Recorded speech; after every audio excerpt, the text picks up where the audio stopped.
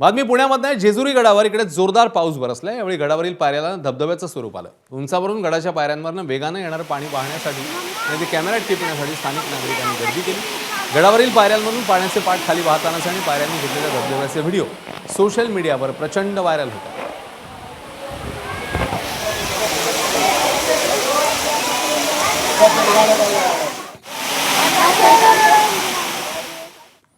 तर सांगली जिल्ह्याच्या अनेक भागात संततधार पाऊस झालाय। गेल्या काही दिवसांपासून सांगलीकरांना उकाड्याने चांगलंच हैराण केलं होतं। सरासरी तापमान 39 ते 41 अंश सेल्सिअस इतकं होतं। मान्सून लांबणीवर पडला असला तरी मान्सून पूर्व पावसाने दिलासा मिळालाय।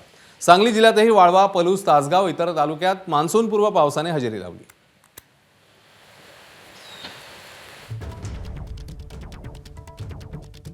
तिकडे सिंधुदुर्गात मान्सूनपूर्व पाऊस झालाय। उकाड्याने हैराण झालेल्या नागरिकांना दिलासा मिळालाय। मात्र सिंधुदुर्ग जिल्ह्याला पावसाचा येलो अलर्ट देण्यात आलाय।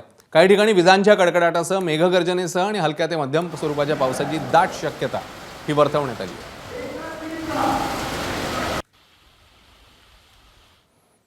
तर रत्नागिरी जिल्ह्यात मान्सूनपूर्व पावसाच्या सरी बरसल्यात। काही ठिकाणी विजांच्या कडकडाटासह पाऊस झाला तर दुसरीकडे उकाड्यामुळे हैराण झालेल्या नागरिकांना दिलासा मिळालाय।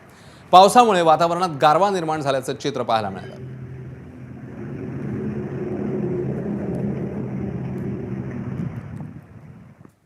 कोल्हापूरमध्ये काल संध्याकाळी जयसिंगपूर परिसरात मुसळधार पाऊस झाला। त्यामुळे सखल भागात पाणी साठलं। वादळी वाऱ्यामुळे अनेक घरांचे पत्रे उडाले। त्यानंतर आज दिवसभर कोल्हापूर जिल्ह्यामध्ये ढगाळ वातावरण आहे।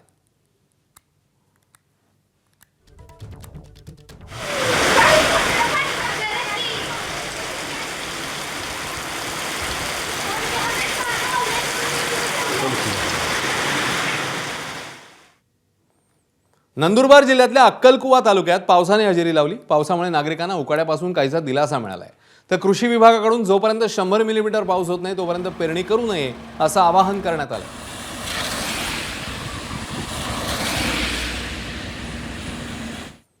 धाराशिवच्या उमरग्यात सलग दुसऱ्या दिवशी मान्सूनपूर्व पावसाने हजेरी लावली। गेल्या 2 दिवसांपासून धाराशिवच्या अनेक भागात पावसाने झोडपून काढलाय। त्यामुळे उकाड्यापासून हैराण झालेल्या नागरिकांना दिलासा मिळालाय।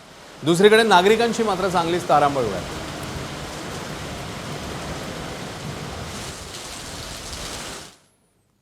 पुणे जिल्ह्याच्या आंबेगाव तालुक्यातल्या खडकी परिसराला वादळी वारा आणि मुसळधार पावसाने झोडपून काढलं। या मान्सूनपूर्व पावसामुळे शेतकऱ्यांच्या शेतीमालाचं प्रचंड नुकसान झालंय। साठवून ठेवलेला कांदा पूर्णपणे भिजलाय। बाजारभाव गडगडल्यामुळे शेतकऱ्यांनी कांदा चाळीमध्ये साठवून ठेवला होता। मात्र वादळी वाऱ्यामुळे कांदा चाळीचं छप्पर आणि पत्रे उडून गेले। सुमारे 900 पिवशी 900 कांदा भिजलाय। त्यामुळे शेतकऱ्यांचं लाखो रुपयांचं नुकसान झाल्यानं शेतकऱ्यांच्या डोळ्यामध्ये अश्रू आले।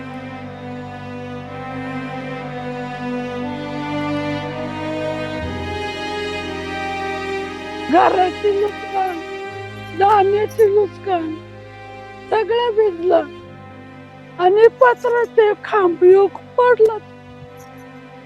कांदा किती तुम्हाला अक्षरशः अश्रू अनावर होत आहेत आजी, त्यावेळेस तुम्ही कुठे होता?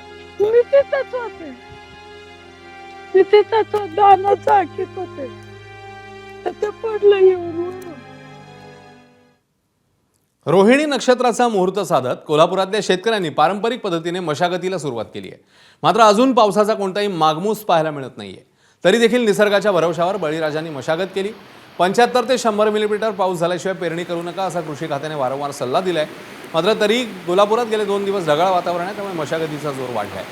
गेल्या वर्षी 13 मे रोजी पाऊस झालेला, त्यामुळे शेतकऱ्यांनी मशागत करण्याचा वेळही मिळाला नाही। अनेक ठिकाणी शेती पेरणी करण्याआधी पडून राहिली। त्यामुळे यंदा पाऊस पडेल या भरवशावर मशागतीला सुरुवात झाली।